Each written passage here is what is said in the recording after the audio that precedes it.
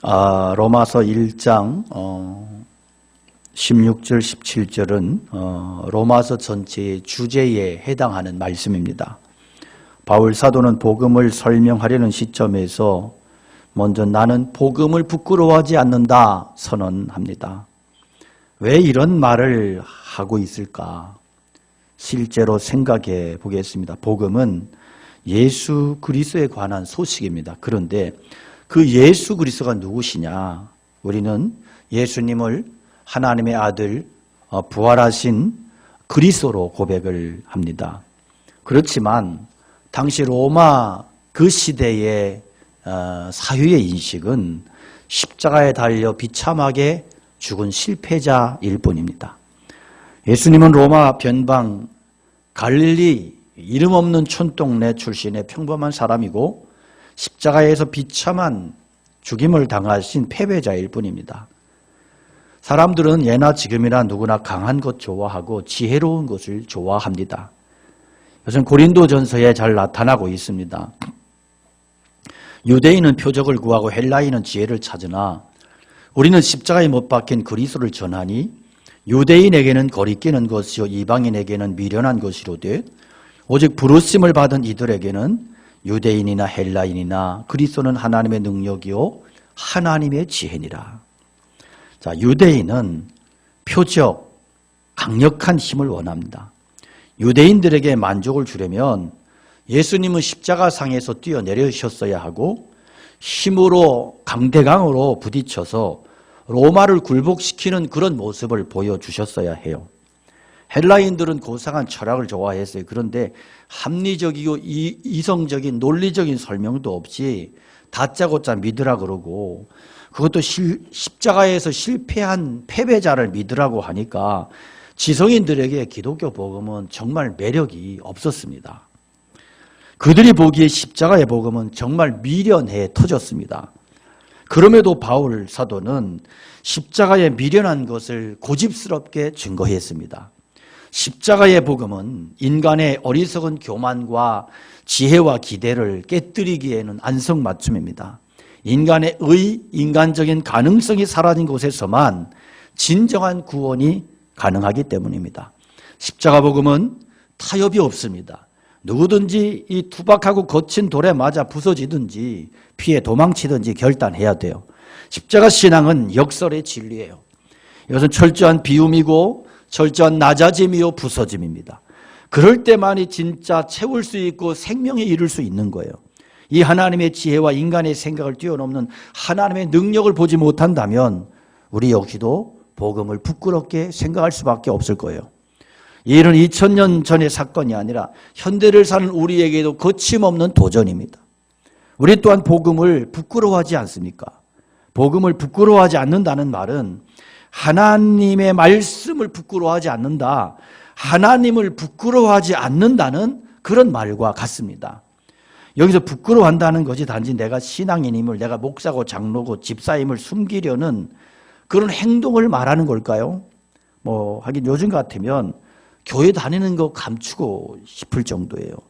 교회 안에 추문도 많고 거짓도 많고 탐욕적인 모습도 많고 비합리적이고 그러면서도 배타적이고 외골수적인 정말로 기독교가 매력 없는 종교가 되어가고 있지 않나 하는 그런 참 염려를 할 수밖에 없어요.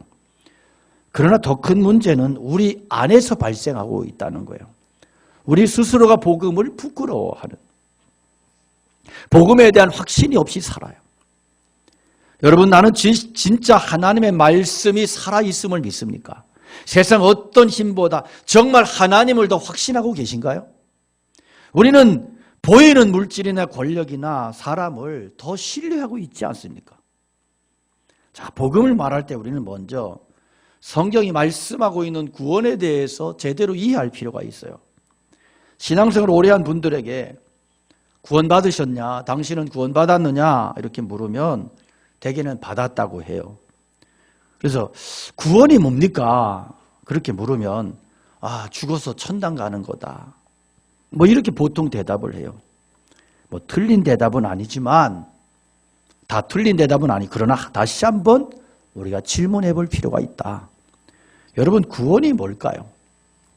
17절의 말씀을 주의해서 보면 구원이라는 말과 똑같은 의미로 쓰여지는 말이 나오는데, 복음에는 하나님의 의가 나타나서 그랬어요. 여기서 하나님의 의와 이 구원은 같은 개념이에요. 자, 복음에는 하나님의 의가 나타났다. 이것은 복음에는 구원이 나타났다. 이런 말로 해석을 해도 대치해도 문제가 없습니다. 따라서 구원이 뭐냐? 이것을 설명할 때는 반드시 하나님의 의에 대한 설명이 따라와야 되는 것입니다. 하나님의 의에 대해서는 3장에서 자세히 설명하기 때문에 간략하게 정리하고 넘어가는 게 좋을 것 같아요.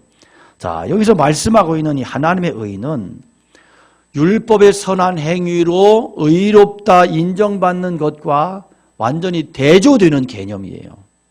이것은 오직 예수 그리스도를 믿음으로써만 인정받는 특별한 의를 말씀하고 있어요.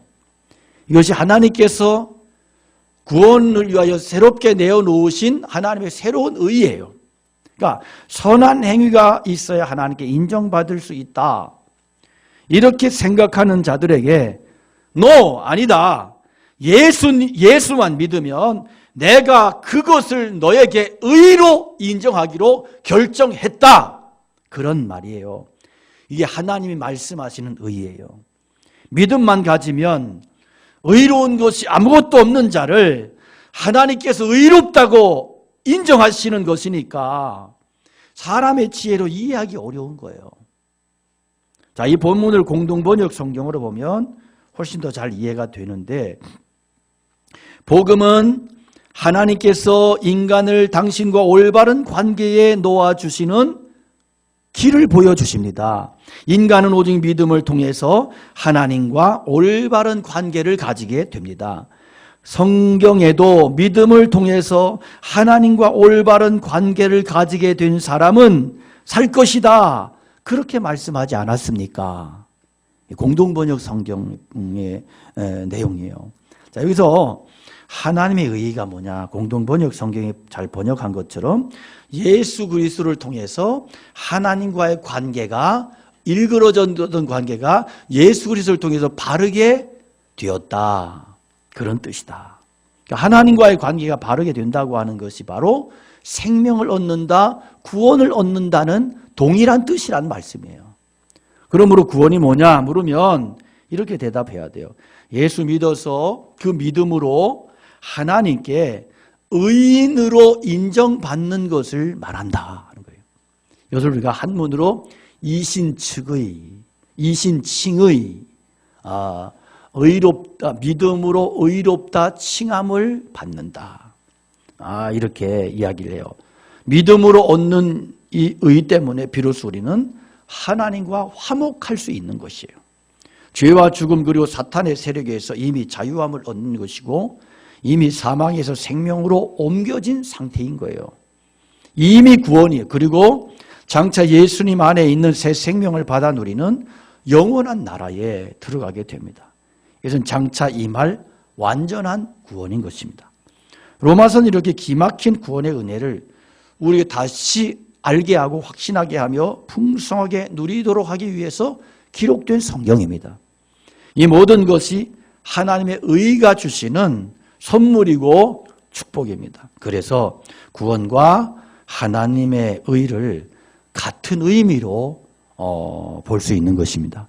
내가 복음을 부끄러워하지 아니하는 이 복음은 모든 믿는 자에게 구원을 주시는 하나님의 능력이 됨이라. 자, 우리가 복음을 부끄러워하지 않는 이유가 뭐냐? 복음은 모든 믿는 자들에게 구원을 가져다 주시기 때문에. 복음에는 하나님의 의, 곧 하나님의 의롭다 하심이 나타나 있습니다. 이 하나님의 의에 대한 문제는 중세의 종교개혁 시기에 가장 첨예한 논쟁거리였어요. 오늘날도 여전히 개신교와 캐톨릭을 가르는 이 핵심이 하나님의 의에 대한 문제예요. 마틴 루터는 복음에 담긴 하나님의 의를 발견하고는 비로소 천국의 문이 활짝 열렸다고 그렇게 외쳤어요. 루터가 이 진리를 깨달으면서 왜 그렇게 기뻐했는지는 당시의 상황과 이 가톨릭의 교리를 이해해야 제대로 알 수 있는데 당시의 가톨릭의 교리는 칭의론이 아니고 성의론이었어요. 한 사람이 성자처럼 윤리적으로 신앙적으로 깨끗한 사람이 돼야 천국에 갈 수 있다. 그러니까 구원의 조건이 거룩함이다.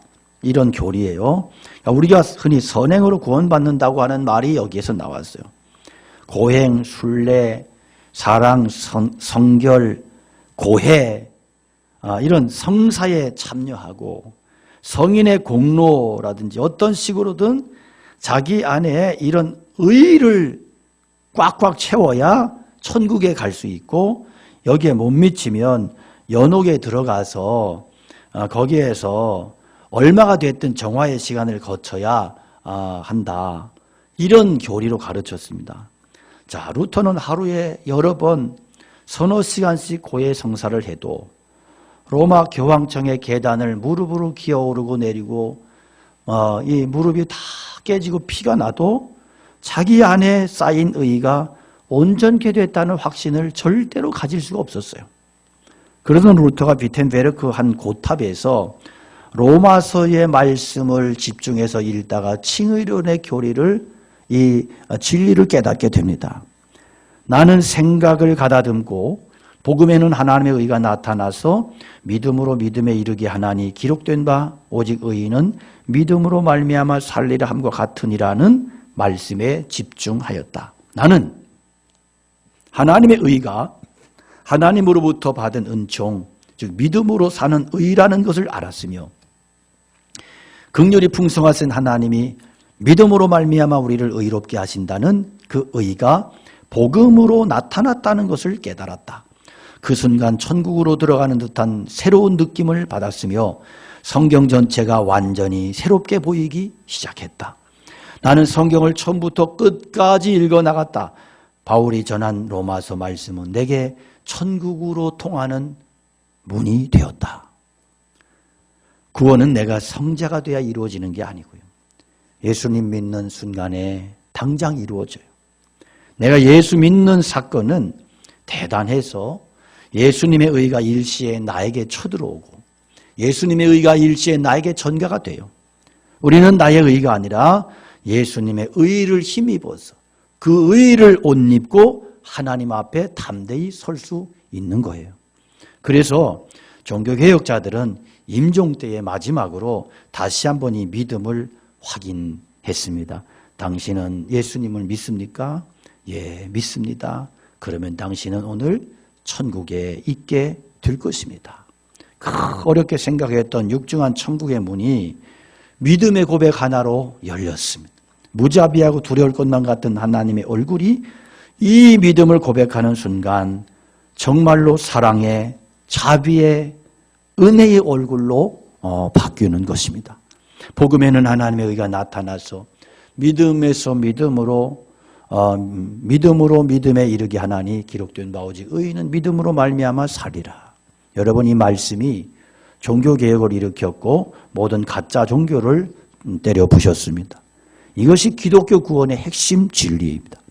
그러나 오늘 우리 교회의 현실은 믿음으로 구원받는다고 하는 이 기독교의 순수 진리, 핵심적인 진리를 다 흩어뜨려 놨습니다.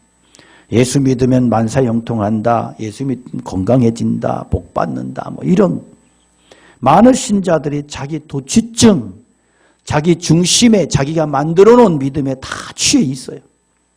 물론 그런 것들도 일부 맞는 말이에요. 그러나 그것은 중심 진리가 아니에요. 전혀 중심 진리가 아니에요. 중심의 진리가 뭐예요? 우리는 예수 그리스도를 믿는 그 믿음으로 산다는 거예요. 의인은 오직 믿음으로 살며 예수 그리스도를 믿는 그 믿음으로서만 하나님께 의롭다 인정함을 받는다. 그 믿음으로서만 구원에 이르고 그 믿음으로서만 생명을 영생을 얻는다. 이것이 기독교의 진짜 믿음인 거예요. 여러분, 예수 믿는다고 다 오래 삽니까? 그렇지 않습니다. 그러니까 제발 우리 어르신들은, 연세 높으신 분들은 오래 사는 것 가지고 내가 믿음이 좋다고 그렇게 갑질하면 안 돼요. 믿음의 갑질. 그렇지 않아요.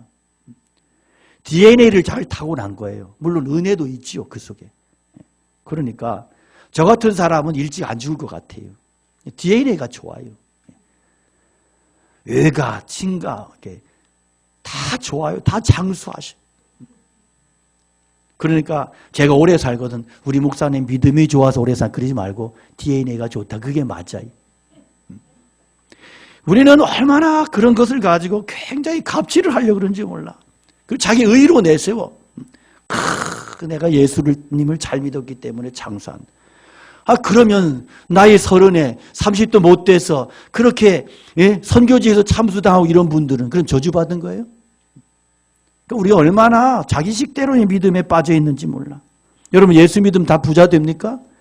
예수님 잘 믿다가 재산 다 날려먹은 사람, 예수님 잘 믿으려고 거짓된 사람은 어떻게 하겠다는 거예요?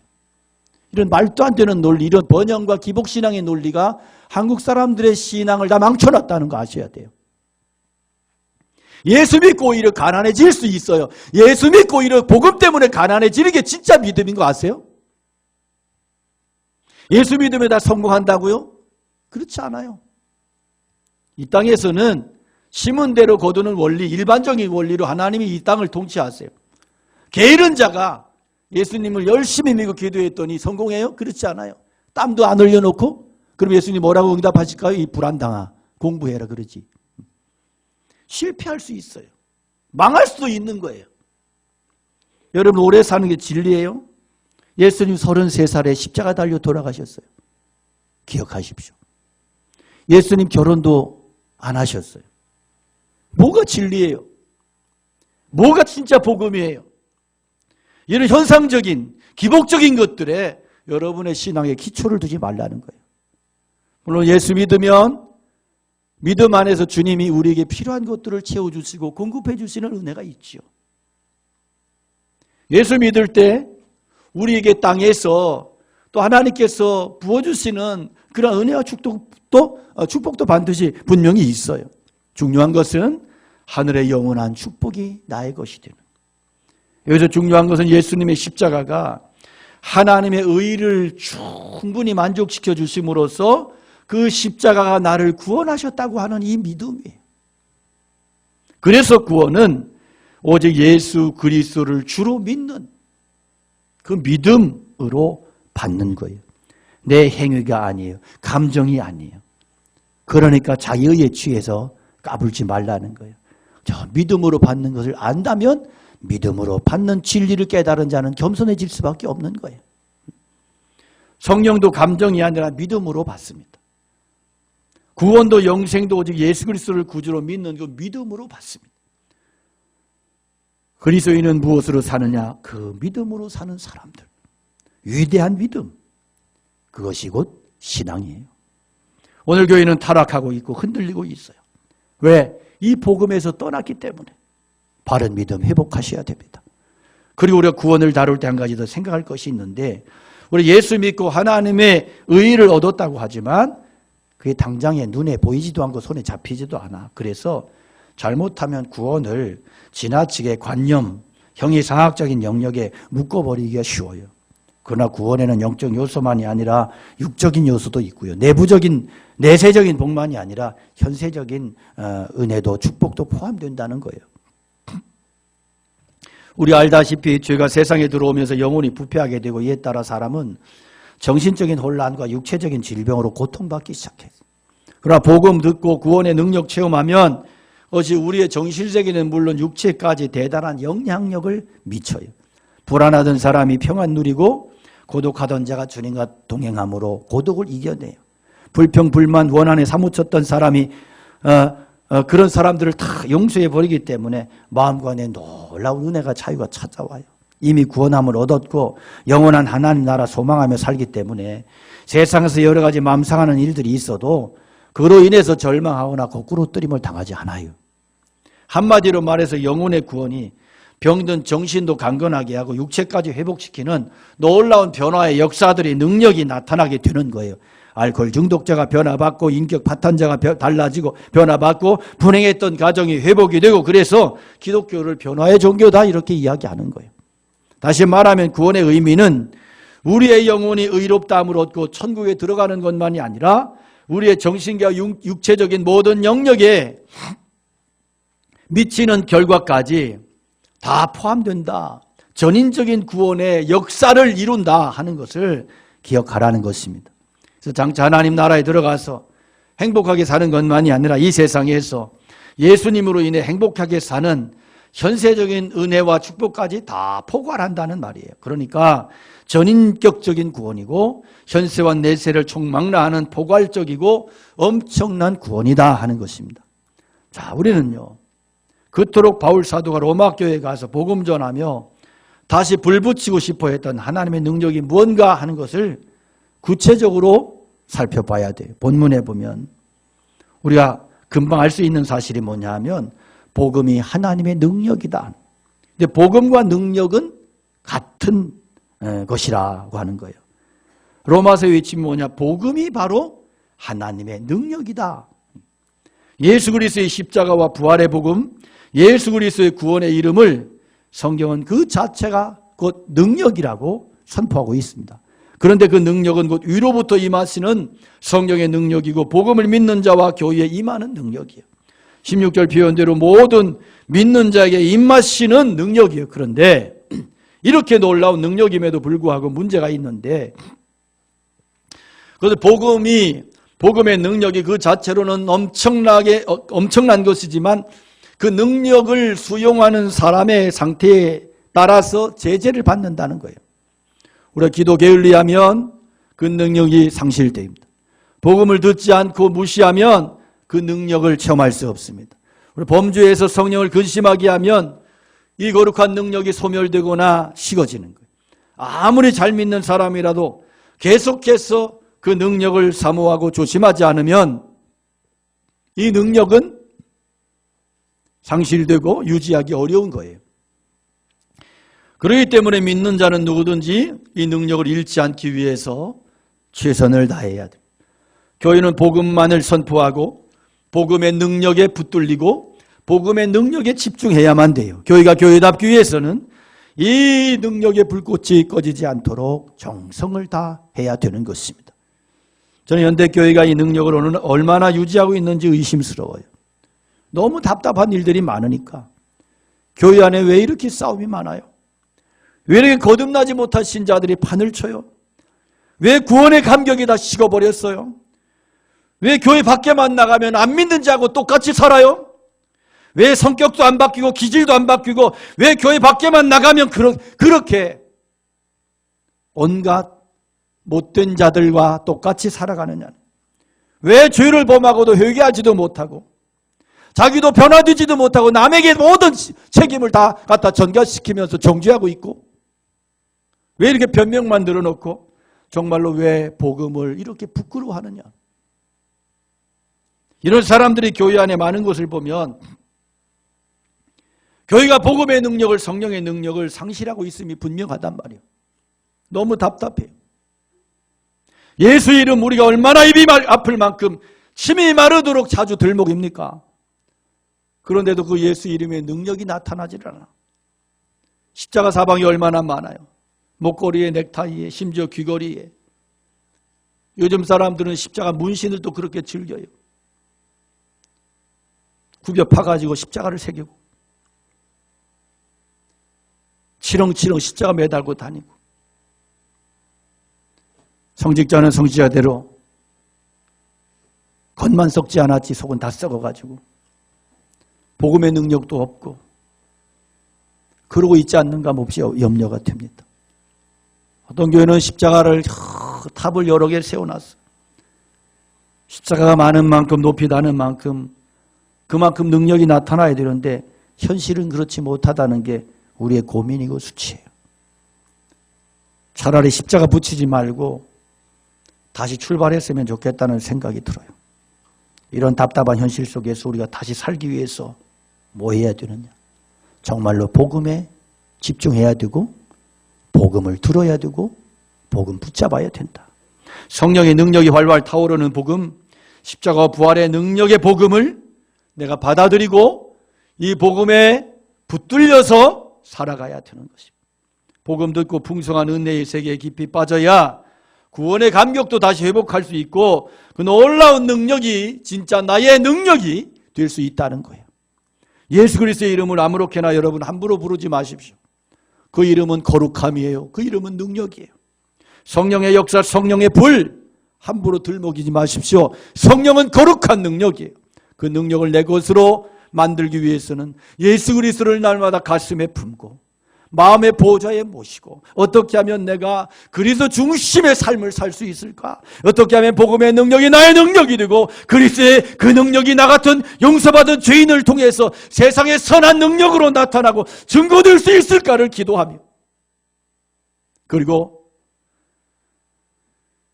십자가 중심의 삶을 살기 위해서 내가 날마다 묵상하며 조심하며 그렇게 몸부림치는 삶을 살아내야 되는 것입니다. 그럴 때 우리는 잃어버린 구원의 능력, 성령의 능력을 다시금 회복할 수 있을 것입니다. 바울 사도는 오직 주 예수 그리스도의 복음을 로마에 가서 증거하기 위해서 그렇게 애를 썼어요. 그는 누구보다 이 문제를 위해서 기도했을 거예요. 세계 복음화를 위해서는 무엇보다 로마가 그리스도께로 돌아와야 했어요. 이게 바울 사도의 비전이고 확신이었어요. 그런데 세계사를 살펴보면 바울 사도의 꿈이 이루어졌어요. 잘 아는 대로 로마서를 써서 보낸 3, 4년 후에 바울 사도는 죄인의 신분으로 로마에 도착합니다. 그러다가 그때가 이제 주 62년 초 정도인데 그 후에 로마에 3년 가까이 머물면서 감옥에 지내기도 하고 풀려나기도 하면서 계속해서 복음을 전했어요. 놀라운 것은 당시 로마 교회가 거두게 된 전도의 열매예요. 네로 황제의 칼날에 바울 사도가 순교하던 64년 초, 그러니까 바울 사도가 로마에 들어간 지 3, 4년 지나서 로마 시내에는 예수 믿는 사람들이 크게 많아졌어요. 어떤 역사가의 기록을 보면 네로 황제가 핍박 시작해서 바울 사도가 순교당하고 베드로 십자가에 거꾸로 매달려 순교당하고 예수 믿는 사람들 처참하게 죽일 그 당시에 로마 시에는 유대인으로 예수 믿는 사람만도 2만 명이 넘었다는 기록이 나와요. 이방인 중에 예수 믿은 숫자는 또 얼마나 많았겠습니까? 정확한 기록 없지만 역사가들은 당시 기록에서 기독교인들을 가리켜 거대한 군중이라고 그렇게 표현했어요. 우리가 아는 바대로 예수 믿는다고 경기장에 끌려 나간 성도들은 굶주린 맹수와 미친 개의 밥이 되고 십자가에 못 박혀 죽임당하고 짐승의 가죽에 둘둘 말려 톱으로 잘림을 당했습니다. 심지어 네로는 궁전뜰에 예수 믿는 사람들을 끌어다 소나무 막대기에 못을 박아놓고 거기에 기름을 칠해서 횃불로 썼어요. 미친 네로는 마차를 몰고 돌아다니면서 내가 만든 예술 작품을 보라고 발광을 떨었어요. 당시 순교자의 수가 얼마인지는 역사가들도 알 수가 없어요. 그럼에도 불구하고 그들이 그 말도 안 되는 고난을 이길 수 있었던 것은 복음에 붙들려 있었기 때문에 오직 예수 그리스도만이 구원이시고 예수 그리스도만이 생명이 되시기 때문에 그리스도를 포기할 수 없었기 때문입니다. 그 확신에 붙들려 살았기 때문입니다. 초대교회 당시 그리스도인들은 로마 군대의 살벌한 추적을 피해서 외곽으로도 외곽으로 피하다가 지하 공동묘지에 숨었어요. 그게 카타콤이에요. 카타콤 지역은 이 응회암이라고 하는 토질로 이 무른 땅이라서 파기도 편했고 파고 나서 이렇게 마르면 또 딱딱하게 돌처럼 견고해졌습니다. 지하 5층까지 지어놓고 살았다고 그래요. 그렇게 파낸 흙을 로마 시내에 시멘트로 팔아서 생계를 꾸려나갔어요. 총 120개의 카타콤이 있었고 카타콤의 총 길이를 합하면 900km가 넘는데요. 이게 거의 2000년 동안 드러나지 않다가 지오반니 로시라고 하는 사람에 의해서 발굴이 본격적으로 되면서 카타콤 안에서 시신이 600만 구가 발견이 됩니다. 더 신기한 것은 이 흙이 시체 썩는 냄새까지 다 흡수해 버렸기 때문에 그래서 그들이 시체를 그 동굴 속에 묻으면서도 그 속에서 생활을 불편 없이 할 수 있었다는 거예요. 하나님의 기가 막힌 섭리로 300년 동안 600만 명의 사람들이 카타콤 안에서 죽고 살고 죽고 시신으로 묻혔지만 그리스도인들이 발각되지 않고 견디며 살아낼 수 있었어. 그만큼 예수 믿는 사람들이 많았다는 이야기. 그것은 바울 사도가 로마 교회에서 거두고 싶어 했던 그 복음의 열매였습니다. 어떻게 로마 교회가 그와 같은 넘치는 열매를 거둘 수 있었을까? 그들이 그처럼 향기로운 순교의 제사를 하나님께 드릴 수 있었던 그 이유가 어디에 있었을까? 그들은 순수한 복음을 들었고 순수한 복음이 그들을 어떤 환경 속에서도 고난에서도 견디고 이길 수 있게 만들었기 때문입니다. 복음의 구원의 감격과 능력을 그들이 회복했기 때문입니다. 사랑하는 성도 여러분, 미련한 복음은 거대한 로마, 맹수보다도 잔인한 로마를 굴복시켰습니다. 오늘은 안타깝지만 어린이 주일입니다. 정말 부대찌개에 부대가 없는 것처럼 어린이 주일에 어린이가 보이질 않는 이 안타까운 현실. 이런 현실이지만 몇 명 있기는 하네요. 우리 모든 세대가 이 영광스러운 복음의 능력에 붙들리기를 원합니다. 그리고 이 영광스러운 복음, 이 능력의 복음을 어린 세대 자자손손들에게 물려줄 수 있기를 축원합니다. 한 번 구원받고 끝나는 복음이 아니라 탐욕에 이끌리는 부끄러운 신앙이 아니라 하나님의 말씀이 역동적으로 살아서 역사하는 복음의 생명의 능력이 역동하는 그러한 교회와 성도들이 다 되시기를 축원합니다. 복음의 능력과 축복이 우리와 영원토록 함께 하시기를 간절히 축원합니다. 우리 함께 찬양 올려드리겠습니다.